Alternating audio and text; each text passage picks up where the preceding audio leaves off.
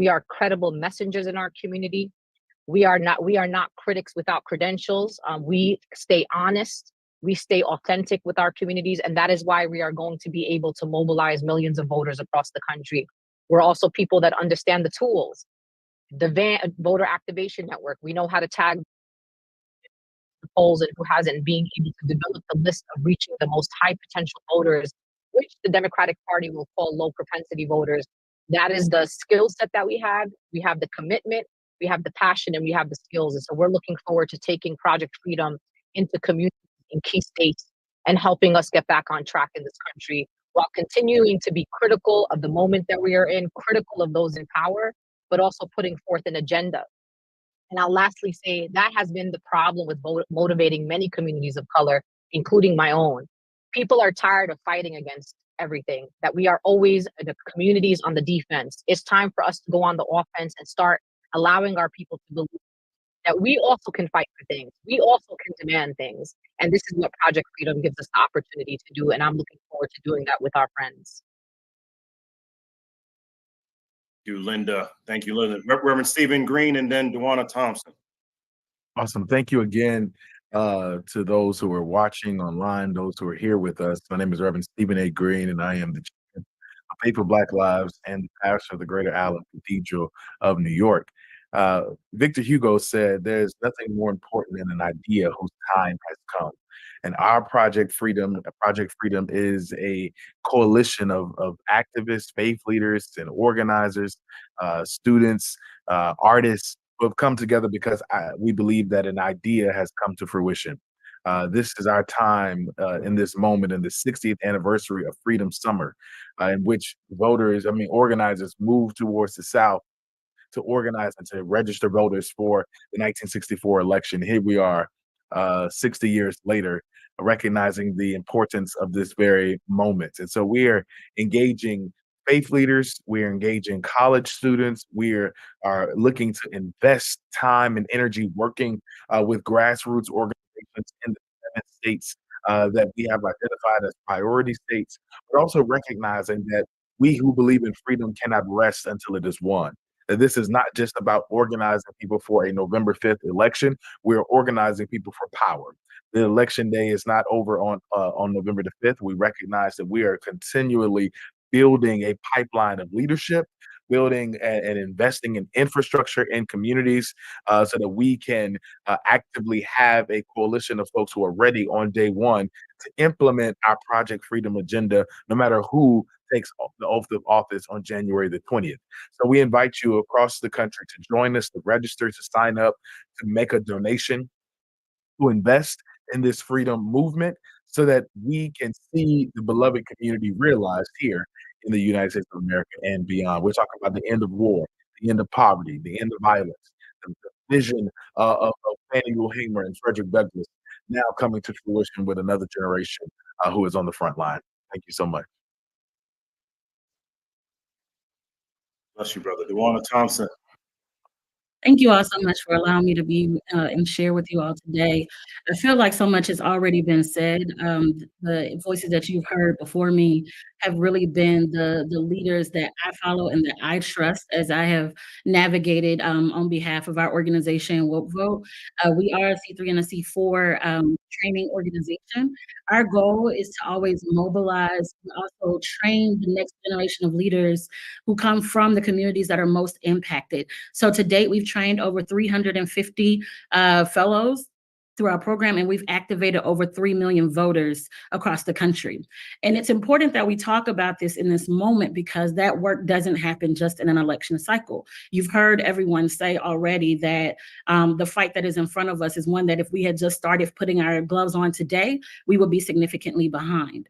And so the wonderful thing and the thing that I'm most encouraged by is that everybody on this call, we know our communities. We know who our leaders are. We know who are the folk who are going to activate We know where the communities are that most feel that they don't have a voice, and we've been a part of those communities. There's a quote that I like to remind people. It says, while good news is putting its shoes on, bad news has traveled the world twice. Project 2025 is bad news, right? It's traveled, it's gone into some of our communities so fast that it's created a unnecessary level of fear, and it was done intentionally. And so we are bringing the good news. We're bringing the not alternative news. We are bringing the truth, because we understand that there has been a visceral attack on the truth. And so when you are getting ready to line up behind us, when you're activating with us through this project, this freedom project, through the freedom to live, the freedom to learn, the freedom to vote, and the freedom to thrive, you are going to be bearers of the truth. We are going to stand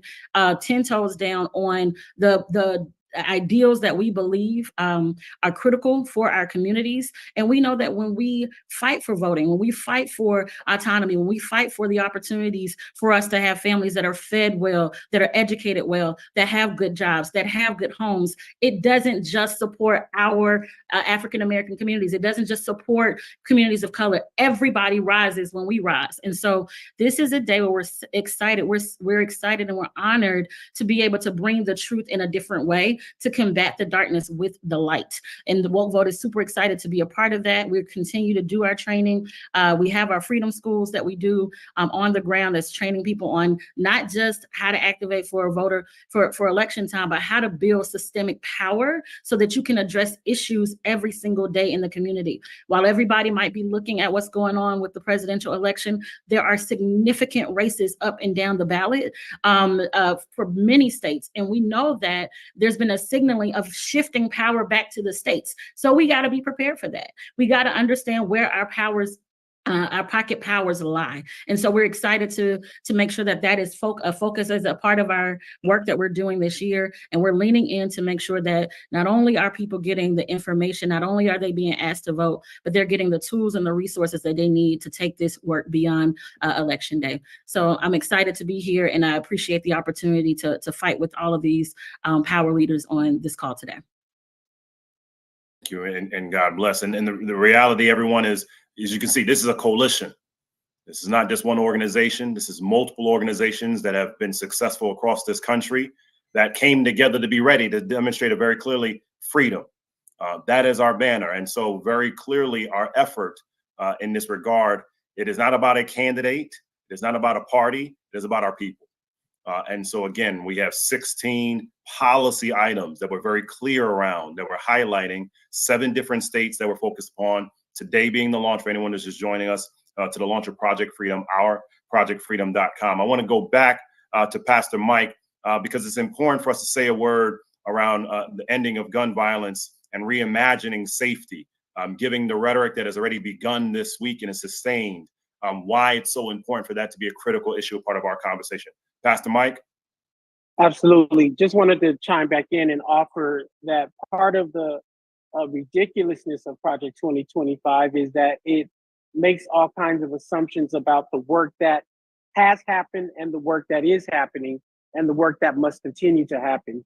Many of us on this call and many in our collective network have been working for well over 25 years to end the mass criminalization and the mass incarceration of Black and brown folks, to end the mass criminalization of our Muslim loved ones, to ensure that Black and brown communities are not overdetermined by gun violence. And because of this decades-long effort of organizing, we have started to see the results of the gun violence rates literally at a 50-year low after it had an unfortunate spike during COVID. Project 2025 does not address the sustainability of that. And we may also say that it is not always a guarantee that both parties have a commitment to the long-term sustainability of addressing community safety, which means that we do not have to overly rely on law enforcement, punitiveness, and the prison carceral system to secure safety and security in our communities. Obviously, the recent killing of Sonia Massey has reminded us that there are too many rogue police officers who are unaccountable in our communities, wreaking havoc, and Project 2025 would not solve that problem, we believe it would actually exacerbate it. I'll just close by saying, in our Live Free Network and our Black Brown Gun Violence Prevention community across the country, of Black Brown Peace Consortium, in every one of these states, we have active, vibrant networks of peacemakers, intervention specialists, public health workers, organizers, policy individuals. All are continuing to do the work, whether we get the recognition or not. We want to ensure that Project 2025 does not dismantle that. And we certainly want to keep the pressure on the Democratic Party and the new, it appears to be, presidential nominee to keep investing in these strategies. We believe the boldness and audacity of Project 2025, putting on paper what many of us have always thought was a conspiracy, has allowed us to understand they feel emboldened. And so now we are emboldened publicly to defeat Project 2025 with our people, pushing, organizing, loving on one another, building the power necessary. And I believe we will win, as we always have. Pastor Mike, thank you for dropping that knowledge out here. It's always good when you got pastors out here. Good information is always going to happen here. So again, just for context, and we'll open the floor so everybody's on the same page of what we are talking about today. For anyone that's just joined us, and thank you for the multiple reporters that are on the line. Today is the launch of Project Freedom. Project Freedom, the focus of our effort is 16 policies. This is not just about countering a Project 2025, which is essential to do.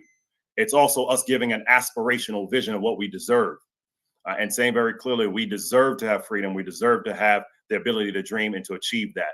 The states that we chose in particular were very specific and strategic. As Linda mentioned, Michigan, a critical state that we have all worked in, that we have seen over the last few years, the urgency of people of Michigan wanting to know who's actually listening to us right now. North Carolina, a state that has essentially been a one-point state that has gone back and forth throughout the Obama years and then Biden and Trump. Now a place that is effectively a critical space to see who's going to be serious around their organizing itself. You can't ignore Nevada and all the different demographics that are happening in Nevada, in particular in Las Vegas, because of what's going on in terms of congressional race, the Senate race, and the impact on the national election. Obviously, we've talked about Georgia. We as a people are not going to allow Georgia, especially given the conversations that have been happening in Georgia, of making it harder for people to vote, where it being illegal to have water to be in line for vote, to say, you know what, we're going to give you, again, an aspirational vision to believe around. Pennsylvania, when you think about all that has happened, a state that folks sometimes ignore, 6 hours apart between Philly and Pittsburgh.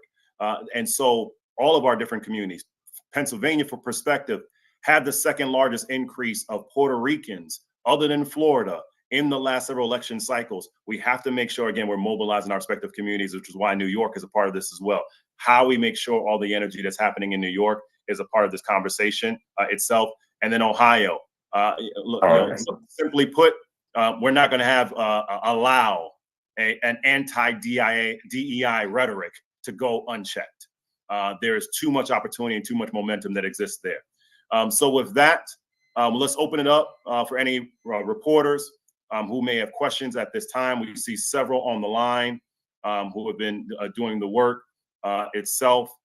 We see Philip, I see Cheyenne, I see several others on there. Let's open it up for any questions from any of the press at this time. I'll go first. Thank you, everyone, for doing this call. Let me ask as a first question, and particularly for Michael and Tamika, but everyone can chime in.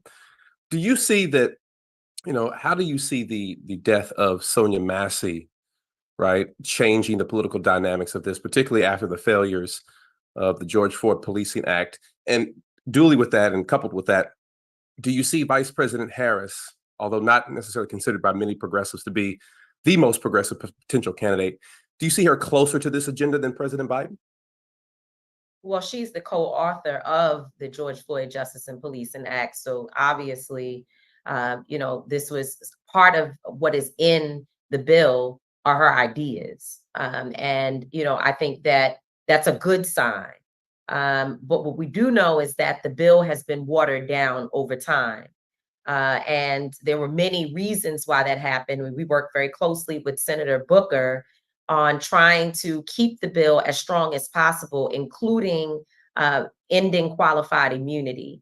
And we lost that after a while, which was a huge blow to the bill. And so hopefully those things will be restored. I believe this is an opportunity for us to renew our energy around getting this bill passed. The executive order was good that it happened from a symbolism perspective, but it does not have in it all of the elements that need to be there, and it's not as strong as it should be.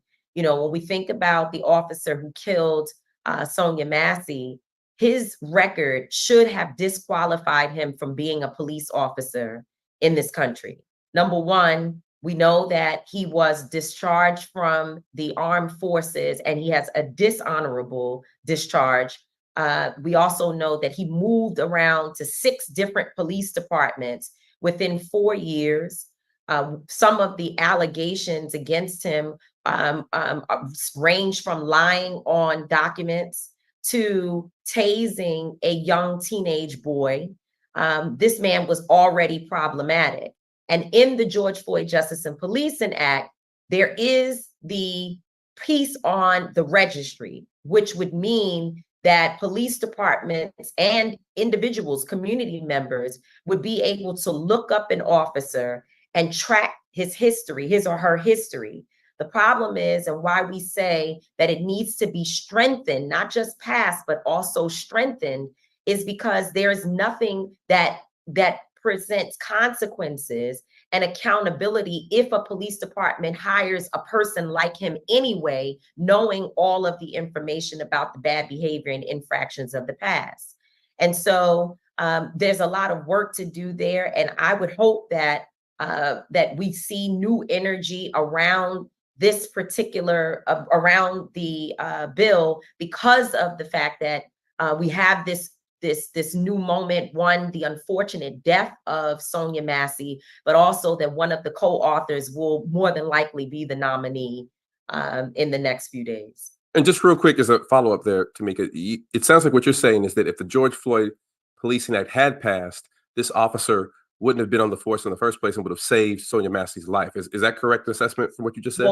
Well, what I am saying is that the community and the other police departments would have known, and even if this police department that hired him, the last one or any of the others, even if they knew, they can deny it, because at this point, the registry does not exist. The federal registry does not exist.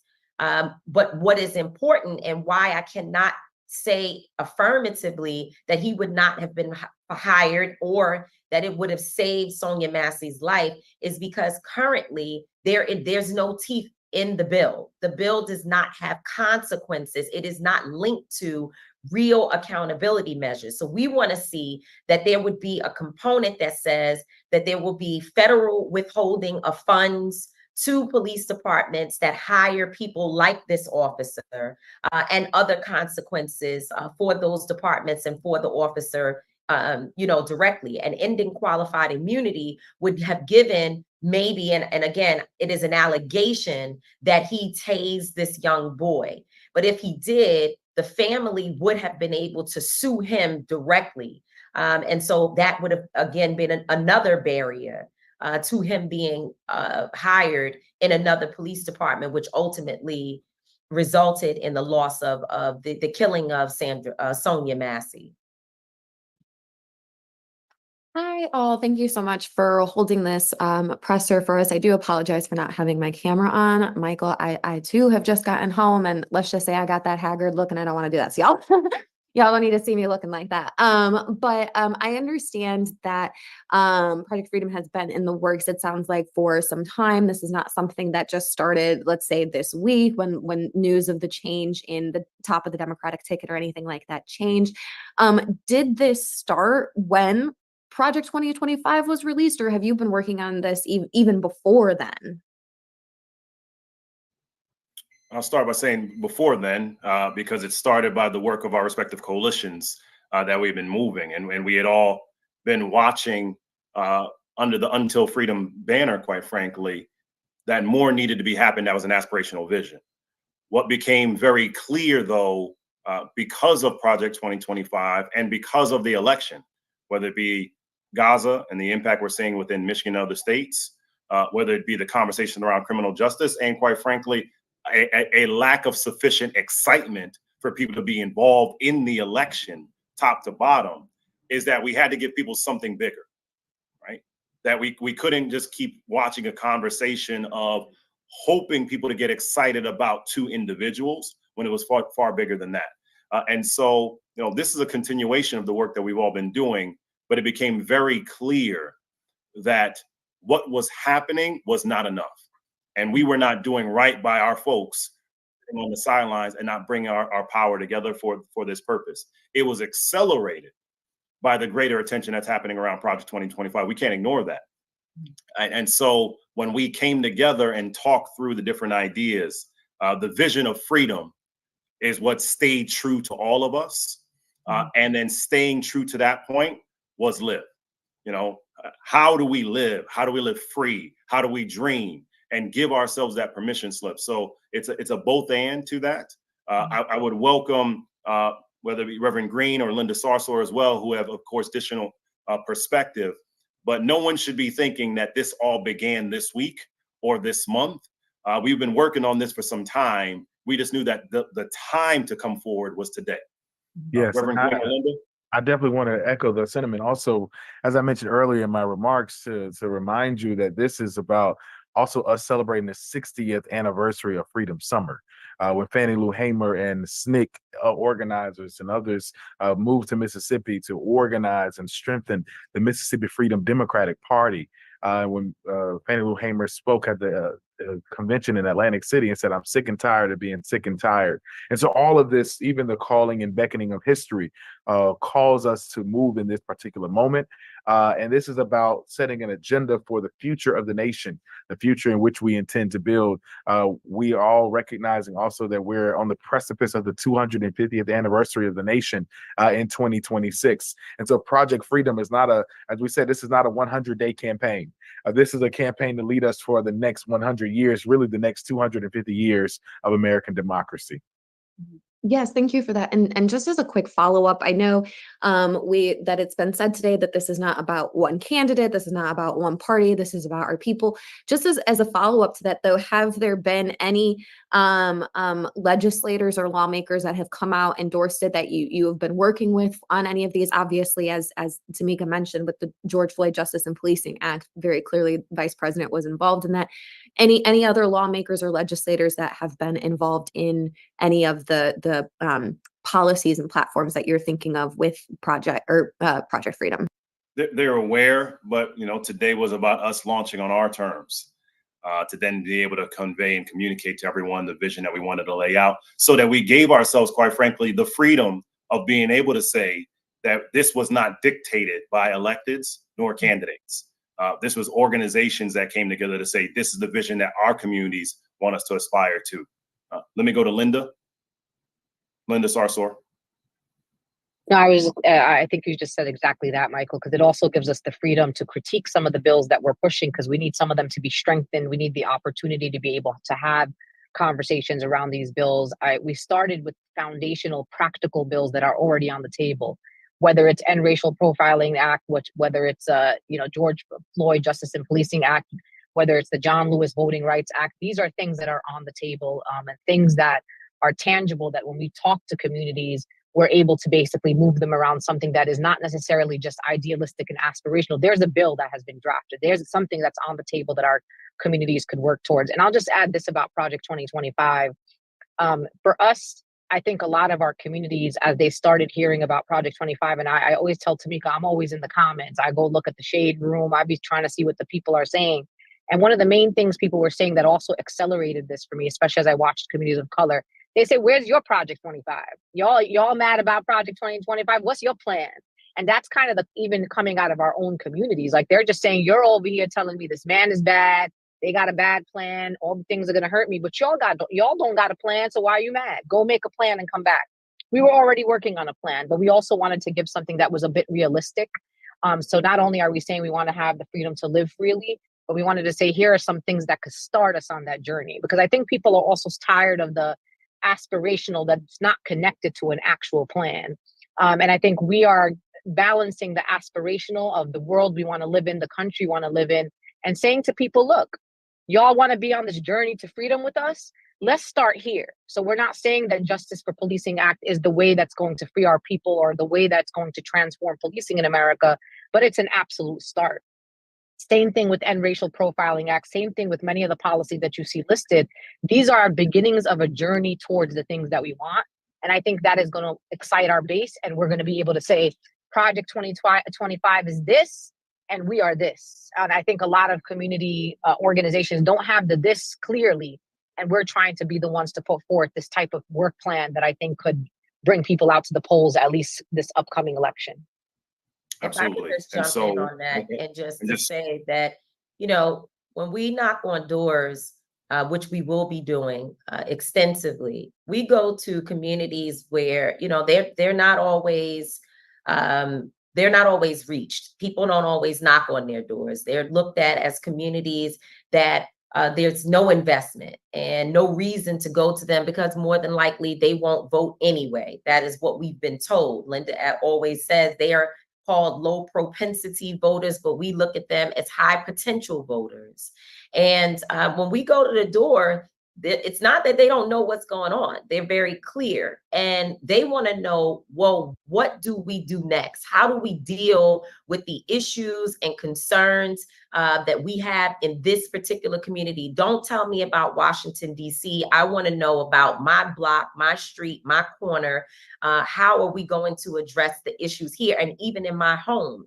And so I think that Project Freedom is something that we can put in their hand where we're not leaving them with a pamphlet about just voting and what polling site to go to, but we're leaving them with a document, a resource tool so that they can say, this is the specific issue that I'm concerned about, and here is what we're fighting for. And it empowers them to be more than just voters, but to be advocates in their communities. Absolutely. And just for organizational awareness, this is a collaboration. Until Freedom, Live Free, Faith for Black Lives, Kairos Democracy Project, all of us coming together under this banner of Project Freedom. Again, two focuses. We envision a nation where we can do so many things to be free, and also making sure people consider the nation and what Project 2025 would be. Press, any other questions at this time from the reporters that are on the line? We see several of them on the line right now. Hi, Beatrice Peterson, ABC News. I was wondering if you guys can talk a little bit about, I know Tamika just mentioned earlier, some of the battleground states and the importance of targeting the four that you guys picked, and why it is important for these battleground areas that you've decided to prioritize over some of the other battleground states and areas. Well, happy to start, and I'm going to ask for Reverend Green to come in after me on that, because we talk about these states a lot here. So first and foremost, you think about Michigan, and also Linda. Michigan is the epitome of why you had to give an aspirational vision to the people. You had tens of thousands who decided, I am not voting because I am not excited about any of this. I do not believe my voice is being heard. And we got to be clear about that. And so we couldn't let it sit on the sideline. And we see, again, it's a state like Pennsylvania that can easily flip in either direction. And so Black and brown voters making the determination of Michigan, but we had to give that clarity that we had to give you to be free. Pennsylvania, you can't ignore the magnitude of it. You know, every state, every place sees what's going on and sees what's happening and mobilizing in that regard. You think about going on to out west, Nevada, the efforts of the Economic Prosperity Summit that happened just about 2 weeks ago. It's the epitome of diversity.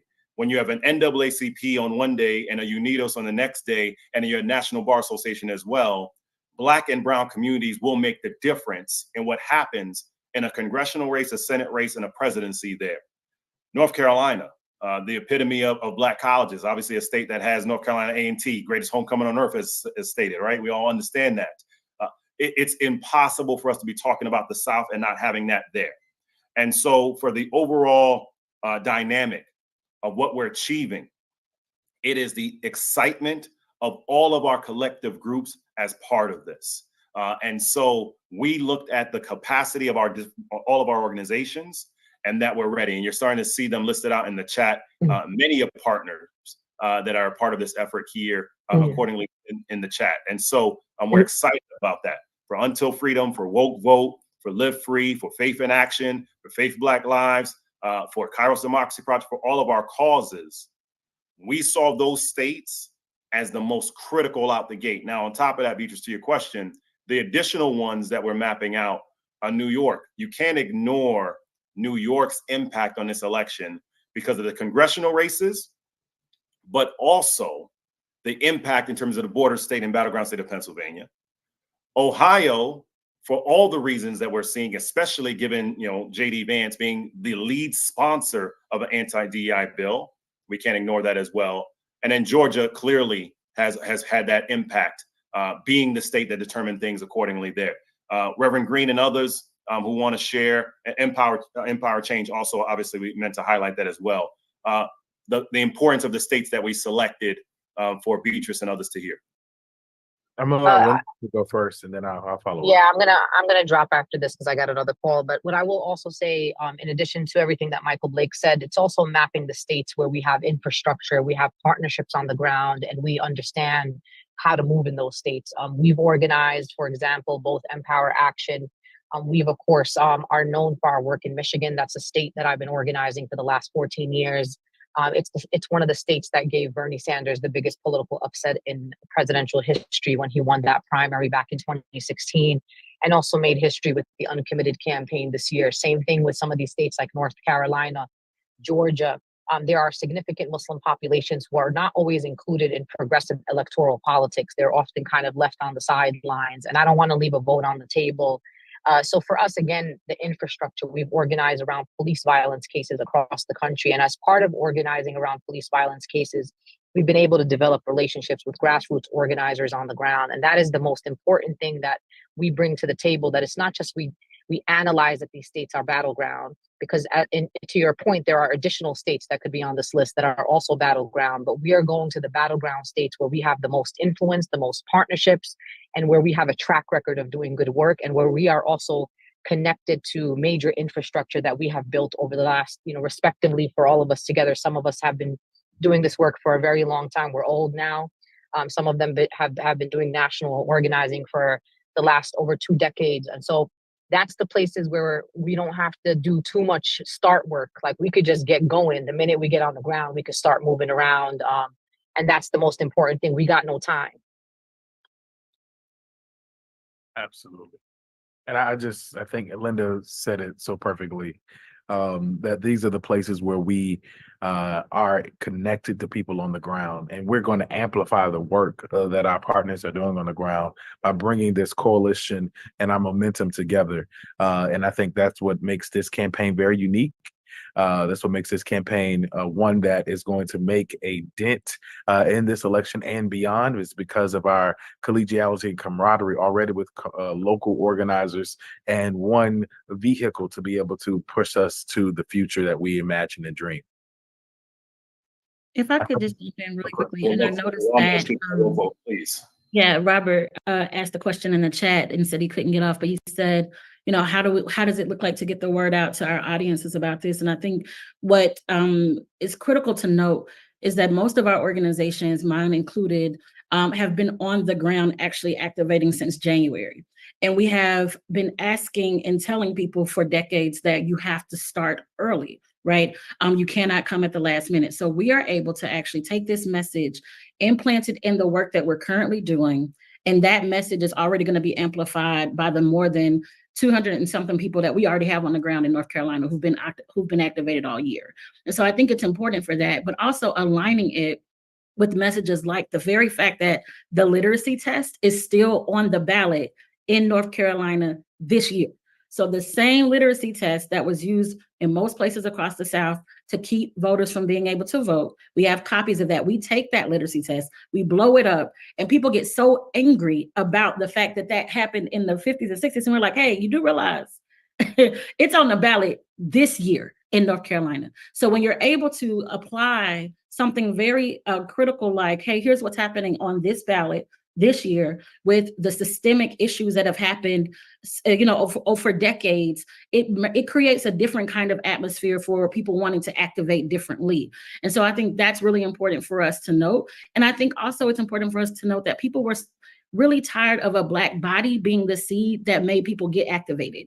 We did not want to just have to activate around a Sonia. We didn't want to just have to activate around a George Floyd. We wanted to activate around a policy agenda that meant something deep for our people, that didn't trigger them to activate, but motivated them to activate. And so this allows us to do that and to layer it with the most intentional platforms for the states that we've already been in, the issues that we've already been able to activate around, which we heard directly from the community that they were concerned about, and allowed them to be the voices of that work on the ground. Michael, if you don't mind, go ahead. I would love for Tamika to highlight one component to the question before we come back to Philip for a second. To Beatrice's question, influencers and infrastructure, right? To the question, right? There's opportunities that we have here. And to DeWanna's point that we want people to be excited. Many people may not realize, for example, in the state of Michigan has a Black woman up for election to the Supreme Court. I mean, there are transformational efforts that are happening across the country that people can be excited about to mobilize around. So, but to Beatrice's question, I want to be very direct on that. We have infrastructure in these places. We're not starting from scratch. We have influencers who trust our voices to decide how they want to be engaged. And we have an immediacy around this. I mean, people keep talking about November 5th. In many of these states, early voting begins at the end of September. And so our power was greater if we came together. But I would love for Tamika, before we come back to Philip, to highlight there are many influencers and artists and those that have platform who have trusted our voice for years, which is another reason why it was time for us to create this now. Right. Well, so in this particular project, this platform, I don't want to say that anyone has committed specifically, but they always commit because they know our work. And it just, giving you the most recent example, if we look at, again, going back to Kentucky, so many of the influencers got involved from beginning to end. We know Alicia Keys helped to lead the efforts to get women involved in the Breonna Taylor matter. It was Alicia Keys, Ellen DeGeneres was with us during that time. Also, Jada Pinkett Smith, Rhapsody. And so there was a diverse group of women that came together to help us with the no-knock warrants legislation in Kentucky, and then stayed involved, and then came back and re-engaged. Thinking about MC Lyte, they re-engaged when it was time to challenge Daniel Cameron. And so these folks are waiting for us to provide them with this platform so that they can have it vetted, which we know that it passed the test, because this is the stuff that they've been asking, where is it? Give it to me so I could go out and inform my community. And we're doing that. We've already pushed the information to them. We know that their teams are looking at how they can help to promote, endorse, support our work. And I have faith that once they are able to see the finished product, they will want to join us. And so that's work that I'm responsible for doing. And Michael Blake is on me every day to ensure that I don't miss 1 hour of sending the emails, making the contact. And, certainly we understand that for influencers, they need to know that whatever platform we put forward is something that truly serves the community and something that they can get behind, and they don't have to worry. They are sure that we're going to actually do the work, because that is the other part. There are a lot of organizations out here that will tell you that, they're on the ground, but not everyone sees them. Not everyone knows them. Not everyone feels they don't have the credibility. And so the influencers who work with us, that's something that they are comfortable with. So we're doing that work. But also, as has been said, I mean, everyone here, all of us who are on this call, we, even in the space of the social media universe, we have credibility. When we speak, people listen. People know about Project 2025, but there is a void in this moment, because while they are trying to educate on one thing, they need something else to be able to say, no, this is what America should look like. These are the things that we should be fighting for. Out with Project 2025 and in with Project Freedom. And so as soon as we, are able to go live with this platform, I believe that we will see many people who have been sharing information about Project 2025 saying, hey, I found this other platform, or I know of this other platform, and I know the credible messengers who are behind it. Absolutely. We'll come to Philip for the last question, to be cognizant of time. Philip, please. No problem, man. Once again, Philip Bailey with USA Today. I think Tamika is right. Like, as a Louisville, Kentucky native, someone who got to see that from the front lines of people being engaged. But let me ask a critical question here.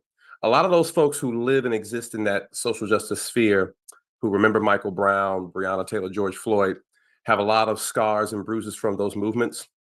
What do you say to those folks who are skeptical of the vice president, skeptical of her and her record, who still refer to her as Kamala the Cop, even though a lot of that is being deciphered out by our news organization and others?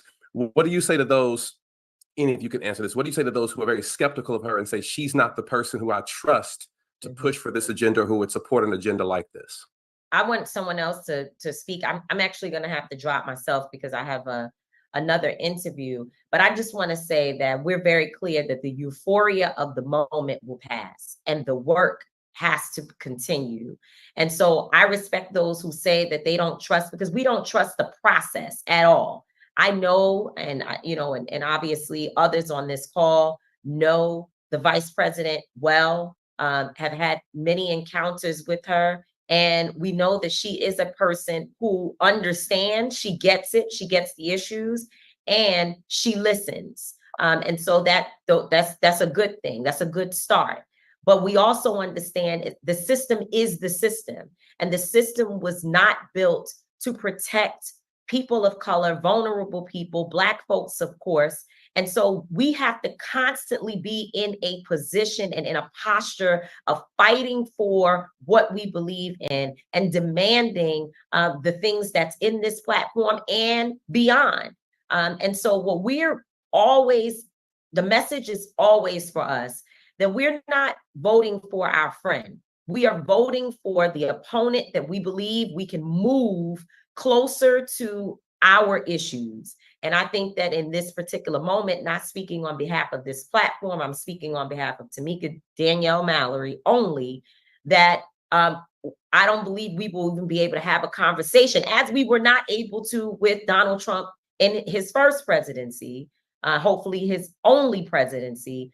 I don't believe that he's the opponent that we will even be able to fight, because they're considering things like arresting protesters who look like us, right? Organizers who look like us. And so I believe that she's a better opponent in this moment. And I agree. I think, Philip, your question speaks to a lot of the conversations and chatter that we often hear on the ground. But I think what motivates this campaign is to really focus on the 14 policy areas that we're talking about, and really looking at freedom as the pathway, and that voting is one tool in our arsenal that we're going to use to fight. That voting is not the end all be all of our framework of our fight for freedom, but voting is on the pathway. And I think as long as we do not, and what we're intentional about in our messaging is to ensure that this is not tied to any personality. This is tied to the policies that we see, not just on, as DeWanna mentioned, on the federal level, but also down ballot, state and local. So this vision of reparative justice, what does that look like in your city council elections? What does that look like in your state legislature elections? So that is the framework in which we're intending to build a new vision and a radical vision, so we can build a larger army to be able to continue to fight moving forward.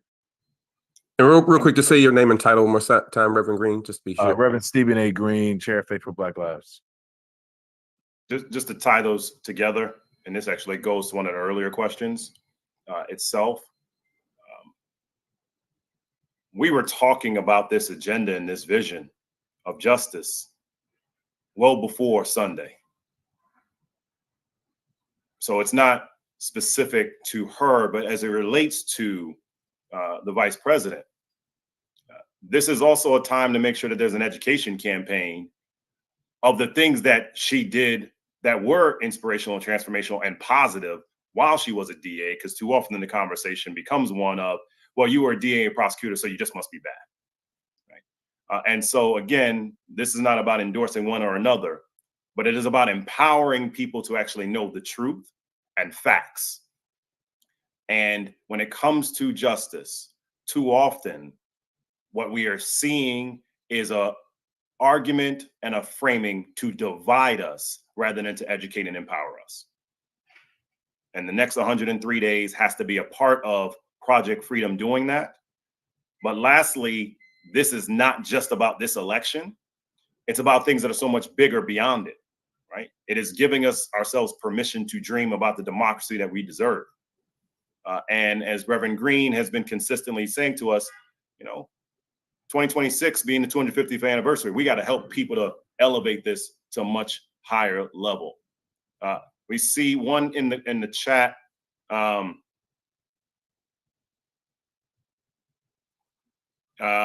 to the question, we will make this the last one that's in the chat, because we know folks have to go here. Don't want to hold this up. Maybe some follow up with you. The sweet irony of Project 25 catching negative connotation in this moment when the right has a history of strategic attaching negative connotations. Yeah, it just seems. I'm gonna give this to Duana, because I think woke vote is the perfect frame to clap back on what's going on in the chat right there. I think what the reality is that as an organization that is named Woke Vote, and the attack that the right has put on words like woke, what we've said is that you don't get to define our words and our movements. And I think this is the opportunity with our project, Freedom, is to define this for us, but also to allow those who the gentleman asked earlier, I think it was Philip, those who do feel disenfranchised or disassociated at this point with it. I think what brings them back to the table is that they're not disassociated from us. We've been speaking the truth for a very long time. So when our people hear the word woke, they know what we mean. They know no one else can tell them what we mean. So when they hear Project Freedom, they're going to know exactly what that means. And they're not going to challenge us as it relates to what is really behind our agenda. That may be happening on the right. We can't stop that from happening. And we quite frankly welcome that, because it means that we're doing our job. But we won't bow down to them dismantling our language or revisioning our language or revisioning our words. It's very important that we stand true to the truth behind our movements, the truth behind our words, the truth behind our language, because we chose those words intentionally because of the people that we are engaged with. That those words mean something to them, and they're rooted in a context of history, and they're rooted in a context of those who came before us. They used these words, and so we're excited about that. We're excited to push back against any of that. Absolutely. So as we bring this all home, again, ourprojectfreedom.com. Excuse me, Michael, I'm sorry. Please don't cut me off until I'm cut off the thing until I finish dropping all the names in here. Absolutely. We're listing out for anyone that's just joining the full listing of the coalition that is all a part of us right here. Again, for anyone that may be just joining, Project Freedom, we're launching it today. Ourprojectfreedom.com. Our freedom's at risk, but we have freedom to dream. This is a multi-organizational coalition and our friend, we tell everybody it's time to get focused. We got 16 parts of our policy platform that we're talking through and highlighting around Project Freedom, that what we want to envision. And beyond it is a counter to Project 2025. You are seeing on this Zoom many of our partners here, in Tamika Mallory, Duana Thompson, Reverend Stephen Green, Pastor Mike McBride, Angelo Pinto, brilliant attorney, co-founder for Until Freedom, Linda Sarsour, who had to drop off a little bit earlier with Empower. And all of our different partners are part of this work. This is the coalition, again, so that we give ourselves permission to dream about the democracy that we deserve and saying that we deserve to be free. So we ask you to join us. We encourage you to join us. When you go to ourprojectfreedom.com, you will see the information there in terms of the two parts of the platform that's aspirational and then the counter and awareness on Project 2025. We encourage you all to please support our cause. Your support allows us to mobilize in the 7 states that we have discussed earlier in this call so that you can be a part of the effort of what we are doing, not just for this election, but throughout. I'm going to ask for Tamika Mallory to close us out, because Tamika always has a powerful point around the framing of freedom.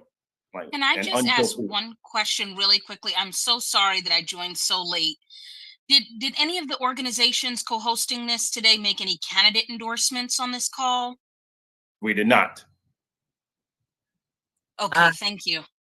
I am going to say that until freedom, until freedom, until freedom. And I'm going to ask Reverend Stephen Green to give the inspirational word so that I can continue doing this, what I'm doing over here. Right.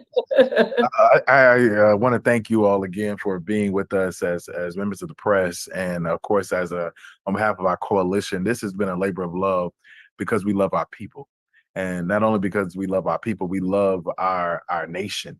And I think that's one thing that we have to really ground ourselves in, is that this is driven by the love of people who love the nation that has never loved us back fully.